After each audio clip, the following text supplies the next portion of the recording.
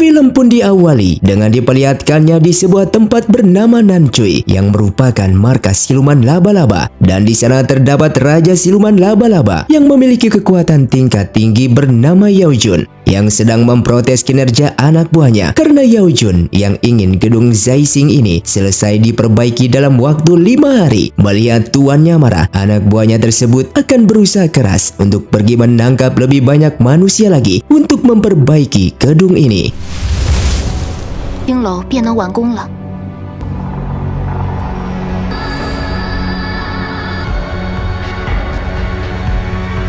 Singkatnya, 5 hari kemudian, di dalam kota Praja yang begitu sunyi dan sepi, terdapat 2 pendekar wanita bersaudara dari klan Dongfang yang terkenal memiliki kekuatan spiritual api suci yang mampu memusnahkan para siluman, dan salah satunya merupakan pendekar terkuat bernama Huaizu, sedangkan adiknya bernama Qinlan yang kedatangan mereka ke sana karena kabarnya kota ini terdapat siluman tingkat tinggi yang sering muncul dan menculik para penduduk. 咱们去年来采药的时候还。 Di belakang mereka terdapat seorang pendekar bertopeng pemilik teknik pedang terkuat bernama Hong Ye yang juga baru datang ke kota Praja. Hong Ye yang melihat mereka berdua di tempat ini bertanya-tanya untuk apa orang dari Wisma Gunung Api Suci datang ke sini. 神火山庄的人来此地做什么？ Huaizu bersama Qinlan kemudian masuk ke dalam sebuah penginapan dan memesan makanan. Lalu tiba-tiba lonceng pengendali siluman yang ada di atas mereka berbunyi yang menandakan kalau di penginapan ini terdapat siluman. Sang kakek yang tidak ingin mereka pergi dari sini lalu menjelaskan kalau lonceng itu milik pendekar pemburu siluman yang tak sengaja ditinggalkan di tempat ini. Namun lonceng tersebut kadang berfungsi dan kadang juga tidak. Kemudian Qinlan bertanya kemana penduduk kota Praja, padahal 1 tahun yang lalu ia bersama kakaknya pernah datang ke sini untuk mengumpulkan tanaman obat dan kota ini begitu ramai. Sang kakek yang tidak mengetahui kalau mereka berdua merupakan pendekar dari Wisma Gunung Api Suci, ia lalu menakut-nakuti mereka dengan menceritakan kalau di luar sana terdapat siluman laba-laba yang selalu menculik manusia jika keluar rumah tengah malam. Maka dari itu sang kakek meminta mereka berdua untuk menginap di tempat ini supaya aman, dan alasan itulah sang kakek tidak pernah keluar.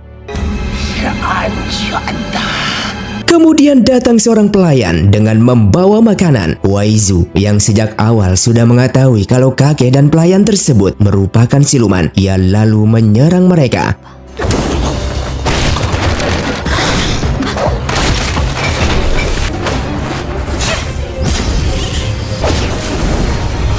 Qinlan yang disandra membuat Huaizu tidak bisa berbuat apapun sehingga terkena serangan dari siluman tersebut. Huaizu yang akan dibunuh, tiba-tiba Hong Ye muncul yang membuat siluman laba-laba kabur dari sana dengan membawa Qinlan. Singkatnya, keesokan paginya yang begitu cerah dan indah, Huaizu yang sudah bangun merasa terpesona ketika melihat Hong Ye dari belakang karena Huaizu menganggap kalau Hong Ye merupakan seorang pendekar pedang misterius yang melegenda itu. Namun di saat Hong Ye menunjukkan wajah topeng lucunya, perasaan itu seketika menjadi buyar. Hong Ye yang berasal dari pasukan bertopeng, ia lalu memperkenalkan diri. Bahkan demi membunuh siluman laba-laba, Hong Ye kemudian meminta izin dan mengambil sedikit potongan rambut milik Huaizu karena selai rambut klan Dongfang bisa menjadi api suci untuk menghancurkan siluman. Dan setelah itu, Hong Ye kabur dari sana. Huaizu yang menyadari kalau Hong Ye memiliki rencana untuk menemukan siluman tadi, lalu ia mengejarnya dan meminta Hong Ye untuk berhenti sebentar.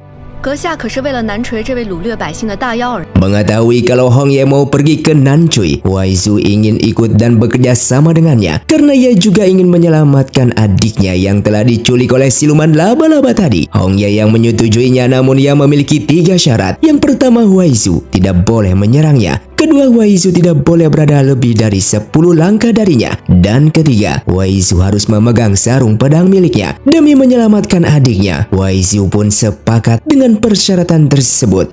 3，抓着我的剑鞘， mereka yang telah sampai di sana. Namun mereka tidak bisa masuk karena Nancuy telah dibaluti dengan segel pelindung yang sangat kuat. Namun itu tidaklah sulit bagi Hongye karena ia merupakan pendekar pedang tingkat tinggi yang kekuatan spiritual pedangnya mampu membelah apapun.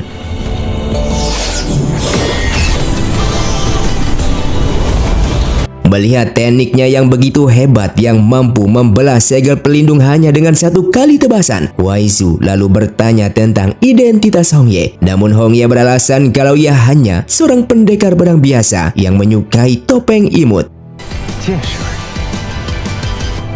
Di dalam goa penjara, mereka akhirnya berhasil menemukan Qinlan. 秦岚， Dan ketika akan pergi dari sana, muncul 3 orang murid dari klan Nangkong yang juga baru datang ke sana untuk membunuh para siluman. Dengan melihat Hongye yang memakai topeng, mereka tidak akan membiarkan Hongye dan teman-temannya pergi dari tempat ini. Karena bagaimanapun juga, pasukan bertopeng telah dianggap sebagai ajaran sesat oleh Aliansi Yiki. Dijelaskan kalau Aliansi Yiki merupakan sekelompok pendekar dari berbagai klan yang bergabung menjadi satu untuk membasmi para siluman. Sedangkan pasukan bertopeng bertolak belakang dengan mereka yang memiliki tujuan untuk perdamaian antara manusia dan siluman. Setelah percakapan tersebut, tiba-tiba mereka diserang oleh 2 pendekar bertopeng lainnya yang baru datang ke sana bernama Zizai dan Kuzou. Tidak hanya itu, Hongye juga berhasil menangkap siluman laba-laba dan memintanya untuk membawa mereka menemui tuannya. 也好， Tak jauh dari sana, terdapat Yao Jun yang ingin menunjukkan gedung Zaixing yang sudah selesai diperbaiki sebagai hadiah 1 tahun pernikahan mereka. Dan istrinya yang bernama Niang Zi ini begitu senang karena gedung tersebut menjadi bagus kembali. 当我找到了你家当年盖楼的图纸， Namun ketika ia masuk ke dalam, ia justru mengingat akan semua kenangan pahitnya ketika suku silumannya dibantai oleh klan Nangkong dari suku manusia.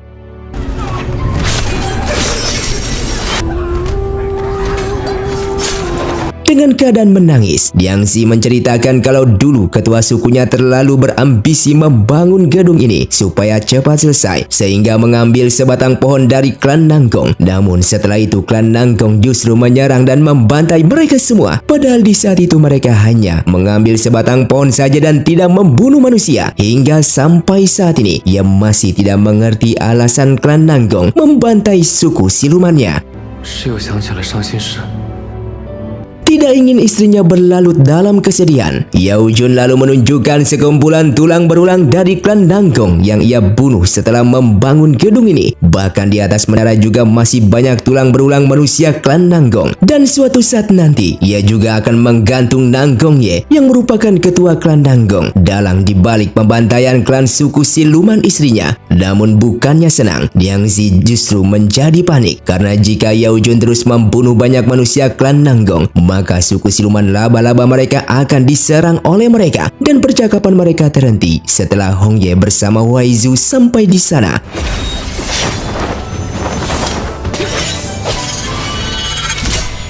Dengan melihat istrinya terluka, Yao Jun tidak akan membiarkan Hongye dan Waizu pergi dari tempat ini, sehingga ia menggunakan teknik siluman terkuatnya untuk membunuh mereka berdua. 你们真的是活得不耐烦了。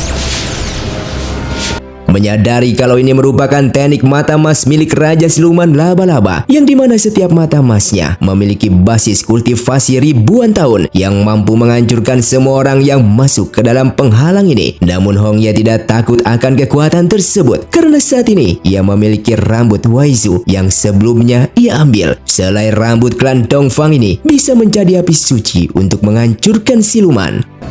每支剑眼都有百年修为，其妖力强。 Yao Jun yang terluka parah dan merasa heran dengan bertanya senjata apa yang Hongye gunakan karena bisa menghancurkan mata siluman ribuan tahunnya hanya dengan sekali serangan. Dan Hongye menjawab kalau ia hanya menggunakan selai rambut milik Waizu. 我的千年妖梦。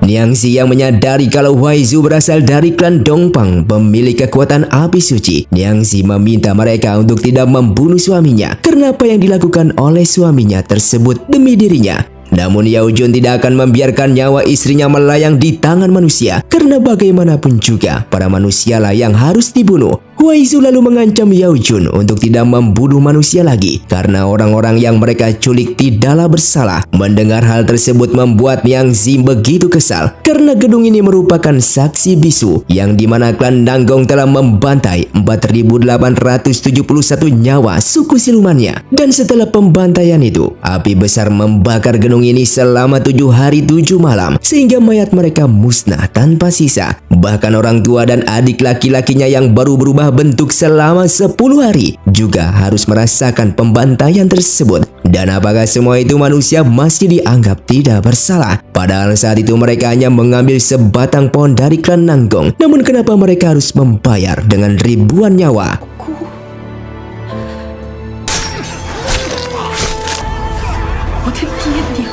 Yao Jun yang akan tetap menculik dan membunuh manusia. Namun Hong Ye melarangnya dengan memberikan sebuah surat dokumen resmi milik Nanggong Ye, yang dimana isi dari surat tersebut kalau Nanggong Ye meminta bantuan kepada aliansi Yiki untuk menyerang Nancui. Mungkin saat ini Yao Jun tidak takut terhadap klan Nanggong, namun jika seluruh klan dari aliansi Yiki turun tangan, maka semua siluman laba-laba di Nancui ini akan musnah tanpa sisa dibantai oleh mereka.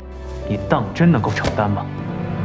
你杀他这么多子弟， Kedatangan Hong Ye bukan hanya ingin memberikan surat resmi saja, melainkan ia juga ingin membunuh Yao Jun dengan meminjam inti silumannya yang merupakan raja siluman laba-laba demi menyelamatkan Nancui ini. Sebenarnya tidak semua orang dari klan Nanggong bersalah, bahkan tidak semua manusia berasal dari klan Nanggong. Begitupun dengan semua siluman yang ada di Nancui ini juga tidak bersalah. Oleh karena itu ia meminjam inti silumannya supaya tidak ada lagi korban dari kedua suku. Namun percakapan itu terhenti ketika mereka mendapatkan sebuah serangan dari siluman tingkat tinggi.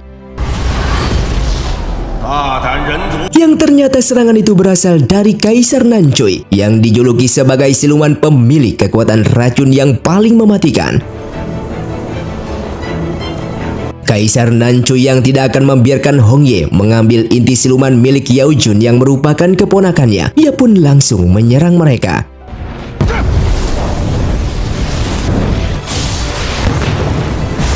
Wei Zu yang kewalahan menahan serangan tersebut. Hong Ye lalu meminjam inti api suci milik Wei Zu dan menggabungkan dengan teknik pedangnya. Walaupun Hong Ye berhasil menghancurkan serangan lawan, namun pedangnya tiba-tiba menjadi hancur karena kuatnya racun dari serangan tersebut. Kaisar Nancui meminta mereka untuk segera pergi dari sini sebelum ia membunuh mereka. Akan tetapi Hong Ye menolak karena ia tidak akan pergi sebelum mendapatkan inti siluman milik Yao Jun, yang membuat Kaisar Nancui marah dan akan menyerang mereka kembali dengan serangan teknik formasi racun terkuatnya. Lalu kemudian Hong Ye memanggil Zizai dan Kuzhou untuk membantunya.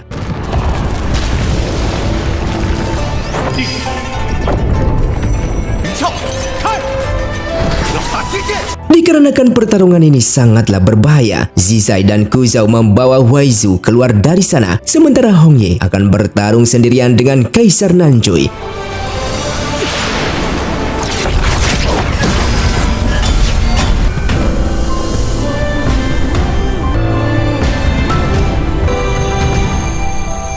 Setelah pertarungan itu, Kaisar Nancui memuji kehebatan Hong Ye yang mampu menghancurkan teknik racun terkuatnya. Namun meskipun begitu, ia tetap tidak akan membiarkan Hong Ye mengambil inti siluman milik keponakannya. Biarkan saja aliansi Yiki datang untuk menyerang Nancui, asalkan inti siluman keponakannya tidak dibawa pergi olehnya.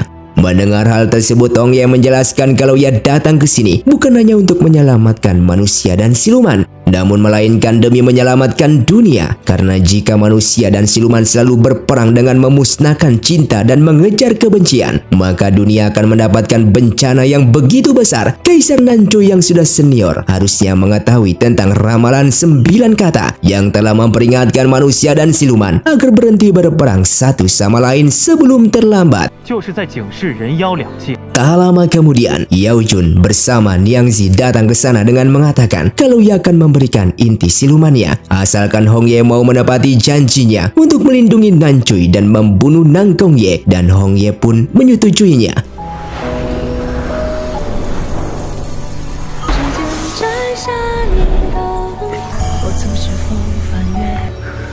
修这摘星之楼。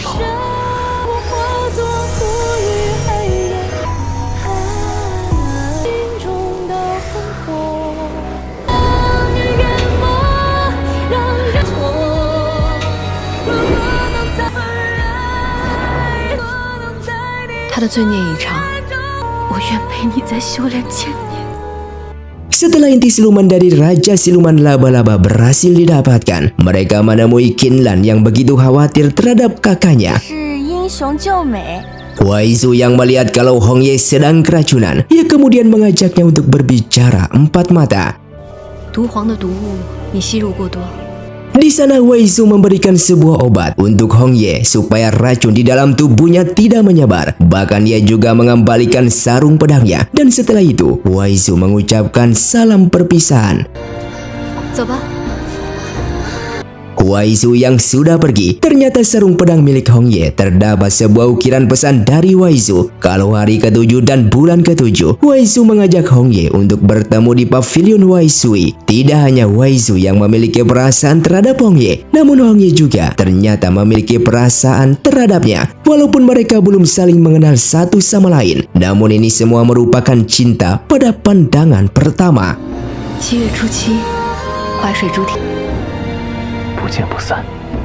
Kaisar Nanchu yang membiarkan mereka pergi begitu saja karena ia percaya terhadap mereka yang suatu saat nanti akan memberikan jalan untuk kedamaian dunia. Pedang muncul dari Wang Quan, api datang dari Dongfang. Walaupun Hong Ye menyembunyikan identitasnya yang berasal dari Wang Quan dan menggunakan teknik pedang lain untuk menyembunyikan identitasnya, namun mata miliknya ini tidak akan pernah salah. Dengan adanya Hong Ye, Nanggong Ye suatu saat nanti pasti akan mendapatkan balasannya. 他们是在帮南陲，神火的确有。南宫老儿。 Tak jauh dari sana, terdapat dua siluman laba-laba yang sedang diburu oleh pasukan Nangkong yang dipimpin oleh Nangkong Cui.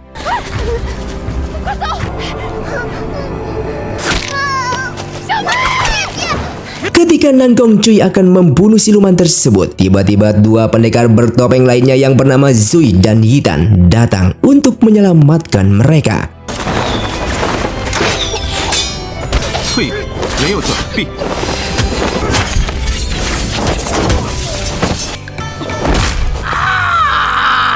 Sementara di tempat lain, tepatnya di kuil pemecah langit, terlihat Hong Ye yang sedang tidur. Tiba-tiba ia bermimpi dipanggil oleh ketua Wisma Wang Quan yang merupakan ayahnya, yang menjelaskan kalau pohon ini memakan kebencian, memusnahkan cinta dan mengejar kebencian, hingga nantinya akan mendatangkan kegelapan abadi pada dunia. Oleh karena itu sang ayah mengingatkannya kembali untuk menghentikan pertempuran antara manusia dan siluman. Hong Ye yang bangun terkejut karena selama 3 tahun terakhir ini ia terus-menerus mengulangi mimpi ini.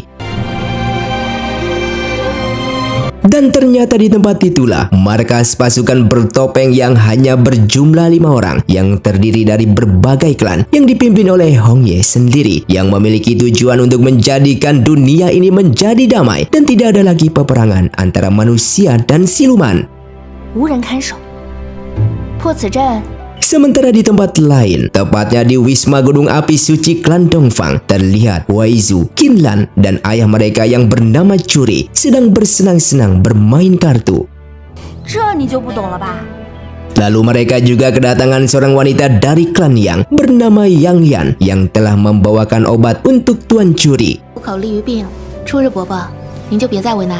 Dengan waktu yang sama, Hong Ye yang kembali ke Wisma Wang Quan dengan memegang sebuah pedang Wang Quan yang dijuluki sebagai pedang langit dan bumi. Dan ternyata saat ini Hong Ye memiliki 3 jabatan menjadi ketua. Bukan hanya menjadi ketua dari pasukan bertopeng, melainkan ia juga merupakan ketua sementara di Wisma Wang Quan klannya. Bahkan aliansi Yiki juga dipimpin olehnya untuk menggantikan posisi ayahnya yang saat ini masih belum ada kabar tentang keberadaannya. Ia yang mendapatkan informasi kalau beberapa ketua klan sudah menunggunya di aula pertemuan, dan mereka yang datang sepertinya tidak memiliki niat baik, apalagi Nanggong Ye yang mungkin berniat untuk merebut kekuasaan aliansi Yiki demi menghancurkan markas siluman. Oleh karena itu, Hong Ye harus berhati-hati dalam bertindak. Ketika berada di dalam pertemuan, tanpa basa-basi Nang Gongye langsung mengatakan kapan ketua muda Hongye mengeluarkan perintah untuk mereka menyerang Nancui. Hongye yang kesal lalu menjawabnya kalau token kuasa ketua aliansi berada di tangannya dan ia mempersilakan Nang Gongye untuk memberikan perintah kepada mereka. Nang Gongye yang merasa kalau ia terkena jebakan, ia beralasan mana mungkin ia melewati wewenang dan mengambil perintah tersebut. 启禀少主。 Lalu tak lama kemudian orang suruhan Hongye pun datang dengan melaporkan kalau Kaisar Nancui telah mengirim surat penyerahan diri, bahkan telah memberikan inti siluman Raja Siluman Laba-Laba yang tak lain adalah inti siluman milik Yao Jun, yang membuat Nang Gongye begitu terkejut karena rencana besarnya untuk menghancurkan Nancui kini menjadi gagal. Di markas pavilion tepi air Nangkong, Nang Gongye lalu berdiskusi dengan kedua ketua lainnya yang mulai mencurigai terhadap Hongye yang sepertinya sedang menyembunyikan sesuatu. Bahkan inti Raja Siluman Yao Jun sepertinya telah direncanakan oleh Hongye supaya mereka tidak menghancurkan Nancui. Oleh sebab itu mereka harus memiliki rencana lain, terutama membunuh Hongye yang sudah menghalangi rencana besar mereka. 一气蒙风云，如今由南宫执掌。 Di sisi lain, terlihat Yang Yan yang begitu bersedih dan menceritakan kalau kekasihnya kini telah tertangkap dan dipenjara oleh klan Nanggong yang dianggap sebagai pengkhianat karena kekasihnya tersebut telah melepaskan siluman kecil. Yang Yan bersama ayahnya sudah mencoba mengusulkan untuk membebaskan kekasihnya tersebut. Namun klan mereka tidak memiliki kekuatan sehingga mereka tidak bisa berbuat apapun. Mendengar cerita itu, Wei Zhu mencoba menasehatinya untuk tetap tenang karena masalahnya masih memiliki sebuah jalan. Dengan waktu yang sama, Nang Gongye yang kesal kemudian berbicara dengan anaknya yang bernama Nang Gongcui dengan menjelaskan kalau ketua klan lain tidak puas terhadap Hongye sehingga mereka menginginkan ia menjadi ketua aliansi Yiki untuk menggantikannya. Apalagi keberadaan Zhou Zhou yang merupakan ayahnya Hongye masih belum ada kabar, yang kemungkinan besar aliansi Yiki akan menjadi kacau jika terus dipegang oleh Hongye. Bahkan mereka juga menganggap kalau Hongye hanya pemuda pengecut karena semenjak menjabat menjadi ketua Wangkuan, pedang Wangkuan yang terkenal melegenda itu tidak pernah dikeluarkannya. Oleh karena itu, satu-satunya cara untuk menyingkirkannya adalah menggunakan pedang siluman ini yang akan siap digunakan dalam waktu 10 hari lagi. Namun tidak hanya ini saja Nang Gongye siapkan, ia juga akan pergi ke Wisma Gunung Api Suci untuk meminta bantuan kepada klan Dongfang karena di dunia ini hanya api suci lah yang bisa melawan pedang Wangkuan. Wisma Gunung Api Suci telah mengasingkan diri selama bertahun-tahun, memiliki reputasi yang baik namun tidak memiliki kekuatan nyata. Jika bisa bekerja sama dengan Wisma Gunung Api Suci, maka tidak ada seorang pun yang berani terhadap klan Nanggong mereka. 这东方神火是 Singkatnya, Nang Gongye telah sampai di markas klan Dongfang dan bertemu dengan Wei Zhu yang menanyakan alasan Nang Gongye datang ke sini. Nang Gongye menjelaskan kalau aliansi Yiki telah lama bermasalah dan kesalahannya terletak pada klan Wangkuan sehingga ia bertekad untuk menggantikan posisi ketua aliansi Yiki. Ia mencoba kepada Wei Zhu untuk keluar dari gunung, membantu menangkap dan membunuh Wangkuan Hongye yang kini masih menjabat sebagai ketua aliansi. Dan jika memang Wei Zhu mau membantunya dalam rencana ini, maka Nang Gongye akan menyanggupi semua apa yang Wei Zhu butuhkan demi membebaskan kekasihnya Yang Yan yang kini berada di dalam penjara Nanggong. Wei Zhu pun menyetujui kerjasama tersebut. Namun di sisi lain, Wei Zhu belum mengetahui kalau Hongye sebenarnya merupakan ketua pendekar pasukan bertopeng yang selama ini ia sukai. 否定答应。 Dan di malam harinya, Hongye mendapatkan undangan dari Nang Gongye untuk mengadakan upacara pembukaan pedang dalam waktu 10 hari ke depan. Dan mereka mencurigai pada upacara pedang ini, Nang Gongye pasti akan mengusulkan promosi pembuatan pedang dengan menggunakan inti siluman. Dan jika Hongye menolaknya lagi, maka dipastikan Nang Gongye tidak akan diam dan menganggap kalau Hongye telah berkhianat karena tidak ingin memusnahkan para siluman. 提出推广妖丹炼。 Singkatnya 10 hari kemudian, terlihat semua klan berkumpul di markas klan Nanggong untuk menyaksikan upacara pembukaan pedang.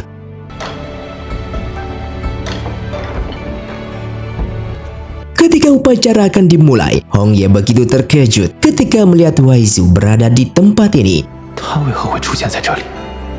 Sebelum acara dimulai, Nanggongye menjelaskan kepada Huaizu kalau pendekar yang duduk di sebelah kanannya itu merupakan Hongye, pendekar yang mereka incar, yang memiliki sifat licik dan penuh dengan tipu muslihat. Oleh karena itu, Nanggongye meminta Huaizu untuk menyamar sebagai pelayan pedang karena semua orang yang ada di sini tidak akan mengenalinya. Terlihat upacara pun dimulai, yang dimana 4 siluman dari berbagai suku siluman yang memiliki kultivasi ribuan tahun telah dikurung dan diambil inti silumannya yang akan digunakan untuk menempa sebuah pedang, supaya pedang tersebut nantinya akan memiliki kekuatan spiritual dari siluman tersebut, seperti bisa mengendalikan teknik angin, api, kebal dari segala racun dan mampu menghancurkan segala baja. 请南宫家主验丹。 Namun ternyata itu merupakan bagian dari rencana mereka untuk menyerang Hongye dengan menggunakan lonceng Kasapa, yang membuat Hongye begitu terkejut dan bertanya-tanya kekuatan apa ini. Setelah Hongye tersadar kembali, Nanggongye lalu meminta Huaizu untuk membereskan diri dan menemani Hongye di taman. Sadar kalau Hongye sama sekali tidak terluka terkena serangan tadi membuat mereka begitu kesal dan meminta Huaizu untuk tetap berhati-hati ketika berada di sisinya karena besok mereka memiliki rencana lebih besar lagi. Singkatnya, Hongye yang sedang mandi, tiba-tiba telinganya mengeluarkan darah akibat dari serangan tadi, sehingga ia menyadari kalau Nanggongye memiliki rencana lain untuk membunuh dirinya. Huaizu kemudian datang untuk menemaninya, dan Hongye yang menyadari kalau Huaizu sedang diperalat, ia tidak akan membiarkan Huaizu membantu dalam kejahatan ini. Huaizu yang mengetahui kalau saat ini Hongye sedang terluka dan berpura-pura untuk tenang, karena jika klan Nanggong tahu kondisinya saat ini, maka Hongye akan dibunuh oleh mereka. Dan untuk membuktikan indera pendengarnya telah hilang, Huaizu lalu mencoba menyerang.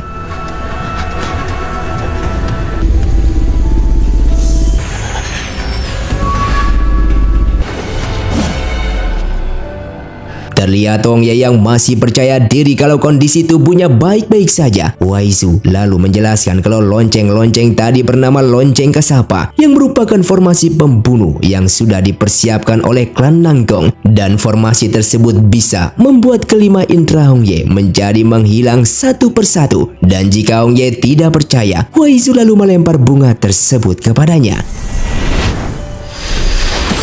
Sadar indera pencium Hongye telah menghilang, Huaizu lalu menjelaskan kembali kalau indera selanjutnya yang akan hilang adalah indera peraba, dan seketika Huaizu pun kembali menyerang.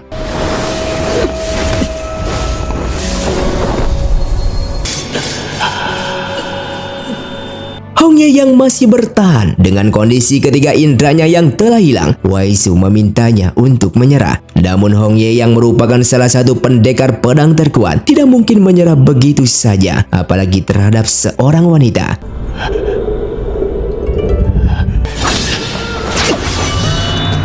Akan tetapi Hongye yang sudah tidak bisa bertahan lagi dengan kondisi tubuhnya yang sudah melemah, hingga pada akhirnya Hongye pun harus kalah di tangan Huaizu. Tak jauh dari sana, ternyata selama ini Nanggongye telah bekerja sama dengan siluman rubah untuk merencanakan ini semua. Bahkan siluman tersebut juga yang telah mengajarinya cara menempa pedang dengan inti siluman. Dan Nanggongye berharap kalau orang yang pertama mati dibunuh oleh pedangnya esok hari adalah Hongye, supaya ia menjadi ketua aliansi Yiki untuk menggantikannya. Kembali kepada Hongye yang sudah tidak sadarkan diri, Huaizu lalu membuat sebuah mantra spiritual yang berguna supaya Hongye bisa melihat dan mendengar lagi. Namun Hongye harus berada dalam jarak 5 langkah darinya.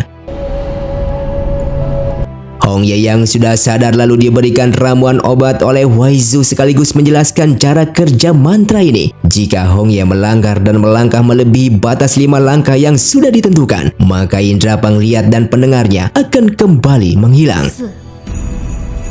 6，但若离我5步之外，事到如今。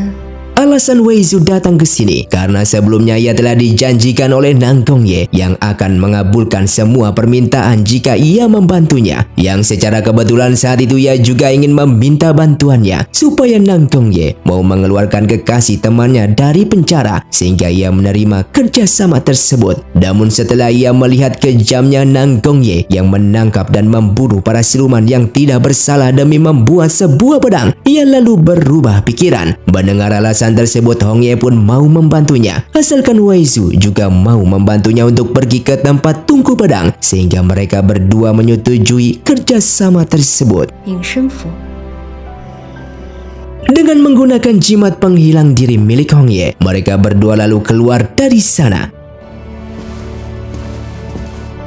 Mereka yang telah sampai namun wilayah tersebut dikelilingi puluhan lonceng kasapa, sehingga siapapun orang yang memasuki wilayah tersebut dan mendengar lonceng berbunyi, maka orang itu akan menjadi gila. Namun tidak berlaku dengan Hong Ye, karena kini kelima indranya telah menghilang asalkan jarak ia dengan Wei Zu lebih dari 5 langkah, sehingga Hong Ye pun berhasil menghancurkan semua lonceng tersebut.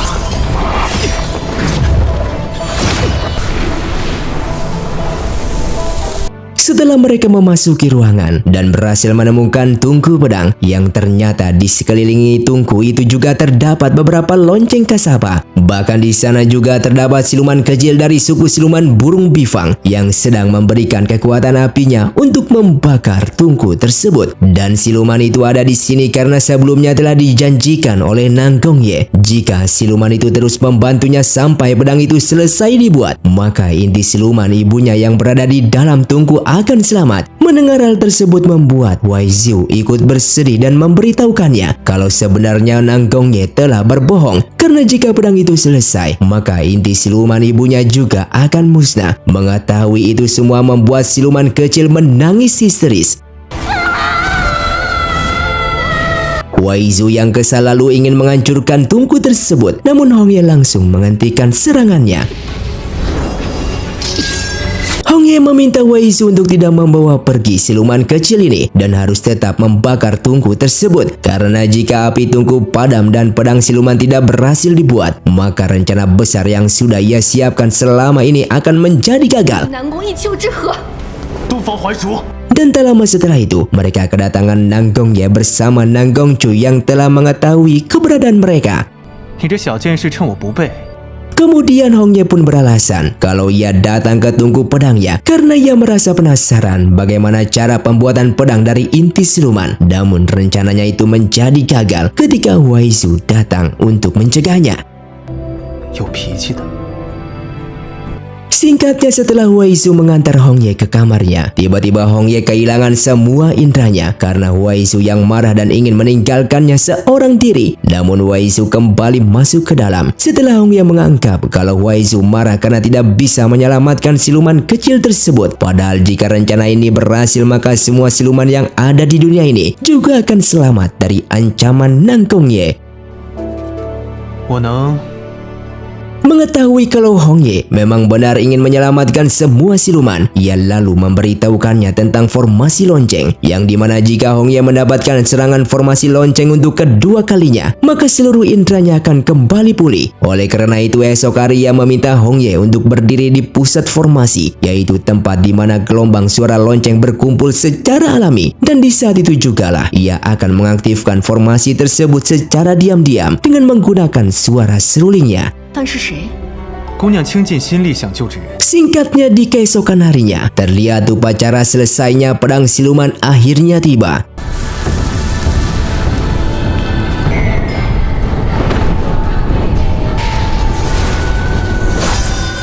Dan ini merupakan kesempatan bagi Nang Gongye untuk menantang bertarung dengan Hong Ye dalam merebut posisi ketua aliansi Yiki.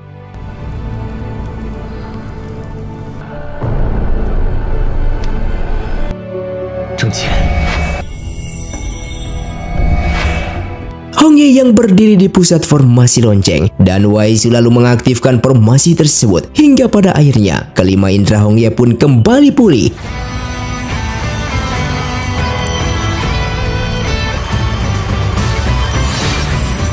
Dan ini pertama kalinya Hong Ye menggunakan pedang Wang Quan kembali setelah beberapa tahun terakhir.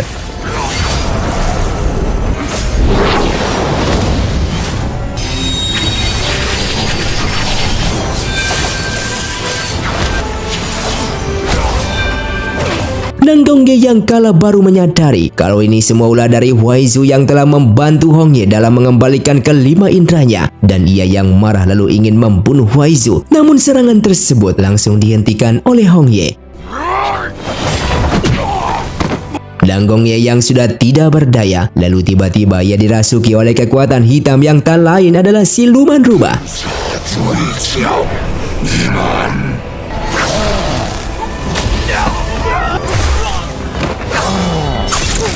Namun dengan sekali serangan dari pedang Wang Quan, siluman tersebut lalu keluar dari tubuhnya Nanggong Ye yang kini telah meninggal dunia.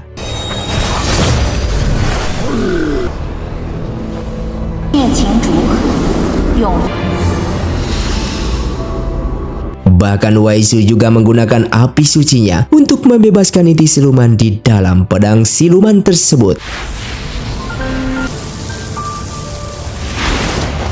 Dan setelah itu, klan Nanggong yang sudah tidak memiliki pemimpin lagi, mereka lalu bergabung di bawah naungan klan Wang Quan. Dan film pun bersambung.